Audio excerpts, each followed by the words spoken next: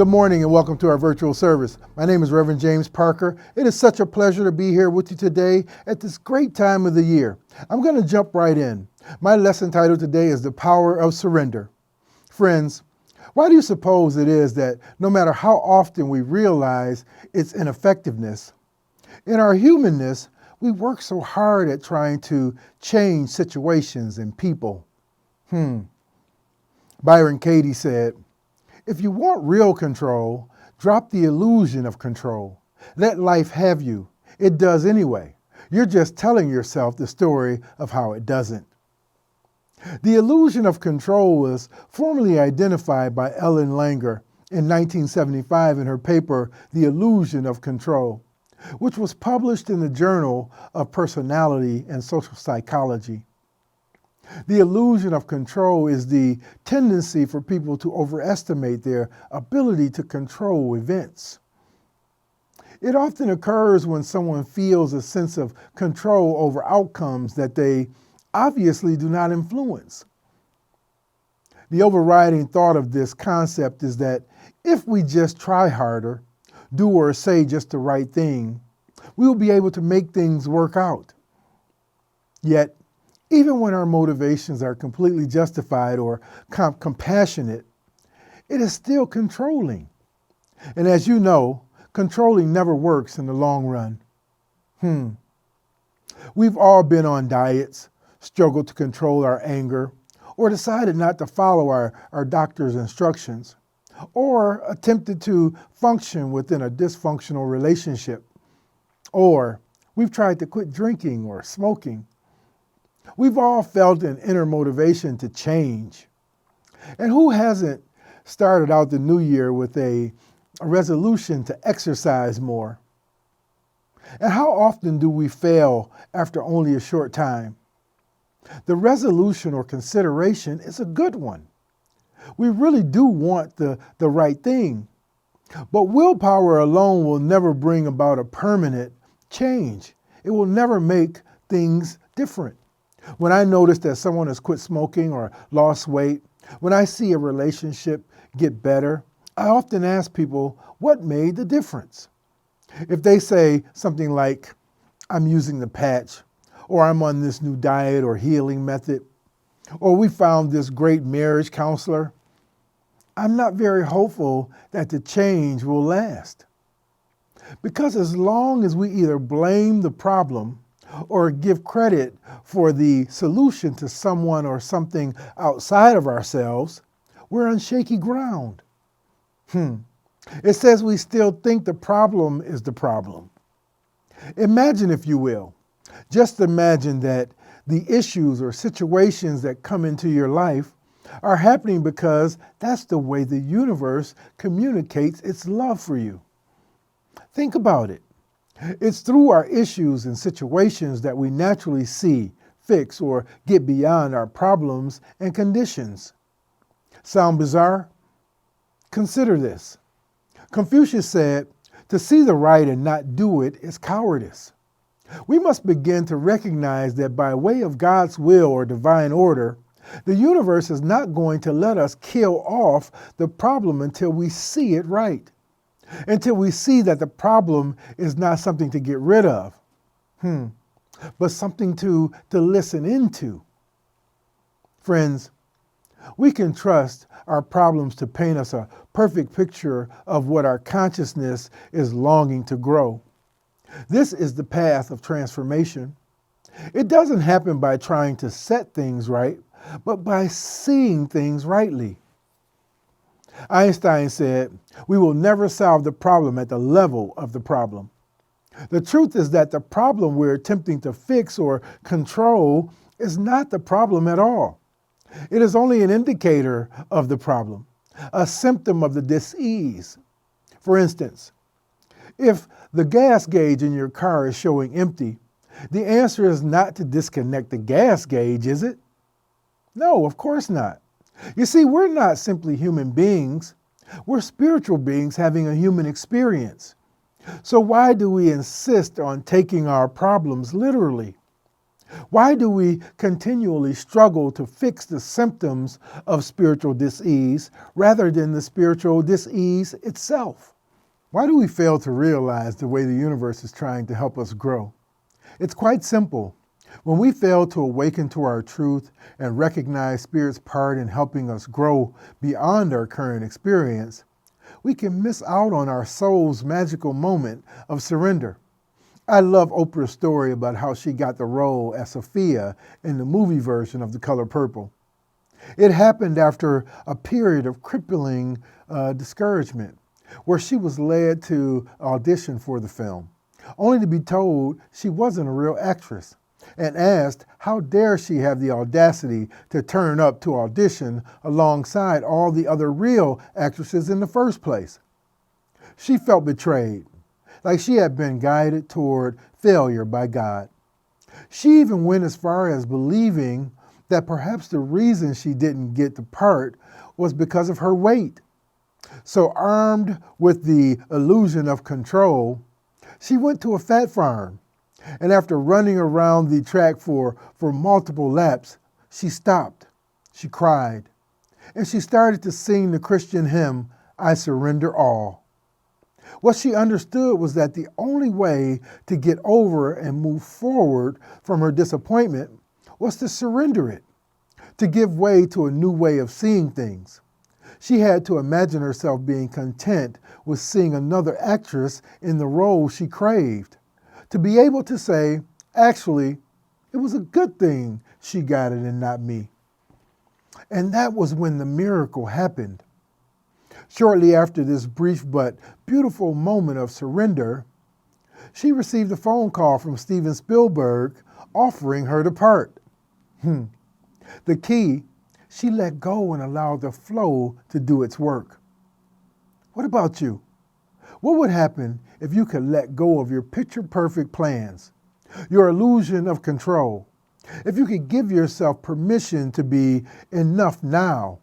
If you could trust the flow of your life now? I guarantee your surroundings would change. Because as Eckhart Tolle said, if you get the inside right, the outside will fall into place. Friends, either consciously or unconsciously, our soul is longing to grow by giving up the struggle and shifting into a higher gear. You all know these turning points. When you quit licking your wounds, quit fighting and blaming and get still. When you stop obsessing and turn to prayer or a hymn. When your heart opens and you wonder what the other person is feeling. When you stop feeling sorry for yourself and ask the magic question, what if nothing is wrong here? What if this person or situation is not against me, but for me in some way? In this moment, we turn toward the light, toward the flow, into alignment and connection with God. When we are trying to defend ourselves or handle a problem in our humanness, it's like going into the ring with one arm tied behind us and our legs bound together. When we surrender control and lean into our oneness with God, the battle is instantly won. The problem, i.e., the symptoms, subside not because God took them away, not because we won the fight, but because the messenger is no longer needed. Friends, surrender is not quitting. It's not giving up. It does not mean letting the other person win.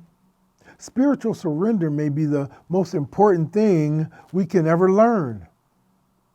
Because until we can stop trying to control outcomes, give up the illusion of control, admit we really don't know what we're doing, get our ego out of the way, and allow the immense power of a benevolent universe to flow through us, we will never be happy.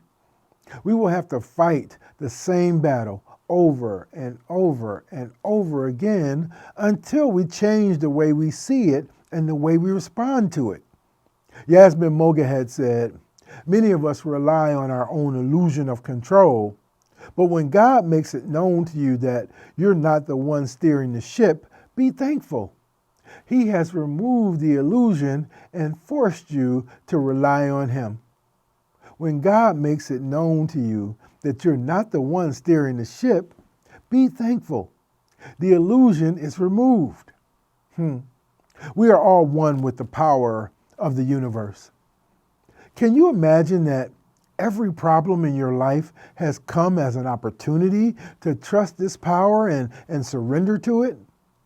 Whether you decide to tackle the problem head on or simply pray about it, know that peace, healing, and happiness are hallmarks of a surrendered spirit. For example, have you ever realized that the secret to a great relationship is doing less and being more? It's not about making the other person happy. It's about being happy yourself. It's not about doing everything you can to maintain peace. It's about being a compassionate, peaceful presence. It's not about making the relationship last. It's about learning to be an authentic expression of your Christ self. This is the task, whether the relationship is a lover, friend, parent, co-worker, leader, or follower. No, surrender is not giving up. It's giving way. We simply and joyfully give way to the flow of life, substance, and intelligence within us. There's a huge difference between giving up and giving way. In the book of Matthew, chapter 9, it says, "And no one puts a piece of unshrunk cloth on an old garment, for the patch tears away from the garment, and a worse tear is made.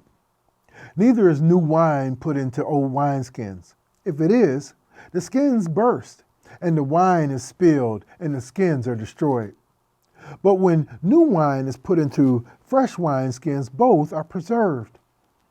The consciousness of one who joyfully gives way to the flow is a new wineskin. It's easy to tell when we put on that wineskin. We are happy. We are at peace. We feel connected to others and supported by the universe. People do unkind or unskilled things, and our first reaction is to take it personally, be angry, argue, defend our position. This can go on for a lifetime.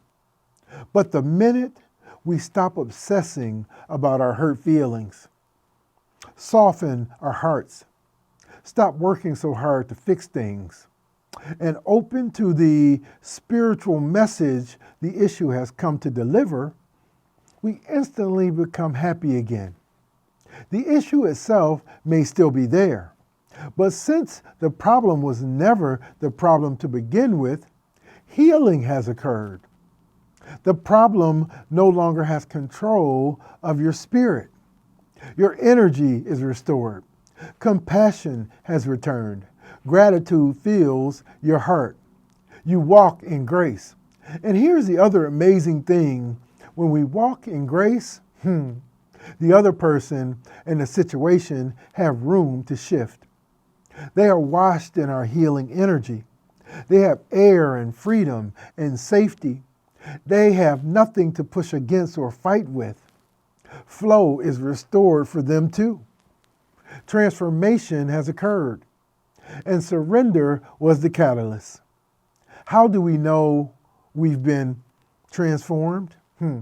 Well, when we trust that Spirit's perfect plan is unfolding in our lives.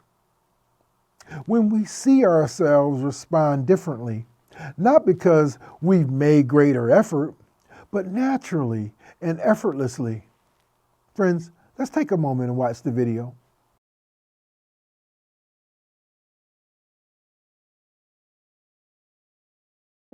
Letting go and surrendering is one of the hardest things you're ever gonna do, because it requires you to trust. It requires you to completely and totally trust in something that you cannot see. Trust that if you let go, that everything's gonna work out. How do you do that, especially when you're someone that doesn't know how to trust, or someone that has a hard time trusting because of past issues? In other words, if you're a person that has trust issues, letting go and surrendering is going to feel like the impossible for you. But I want to tell you that you can do it. And I want to tell you that if you want to change your life, you have to at least try to learn how. Controlling things, pushing harder, working harder, trying to do everything all by yourself, trying to fix something that you think is broken. When you're doing all of those things and you're holding on really, really tight, you're not making any energetic room for spirit to step in and guide things in a new direction. So whatever problem you're facing, it doesn't matter how big, it doesn't matter how small, anything that you're going through in your life, there is a higher, better solution. It doesn't come from your thinking mind.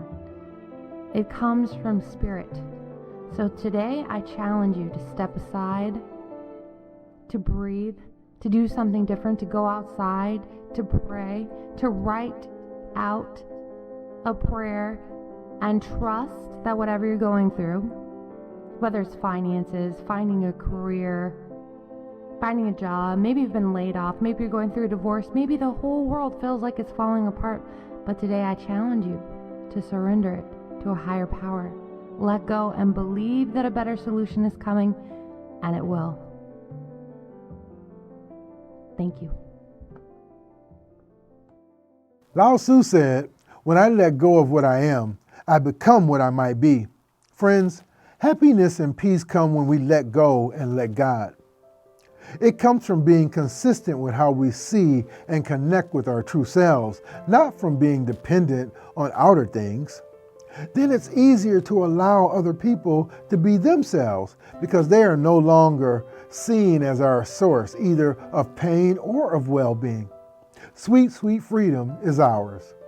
Today, embrace a new way of seeing your problems. Realize that as long as you are focused on the illusion of control or trying to change circumstances or other people, you will not be happy. Accept with an inner peace and compassion that your life is a perfect match for your consciousness. Begin the new year by allowing yourself to attract the very situations and people who can awaken you and cause you to reach for a higher level of being. Allow the spirit within you to give you a heart so full of love and benevolence that you accept responsibility for your own life without blame or shame. Courageously let go of the old you and allow the new you to emerge. You can do it. Surrender all and take the upward forward movement of the spirit within. You have the power of God within you, so you can do this so that you may be changed at depth. Are you willing to do this with me today? Well, thank you all, and God bless you.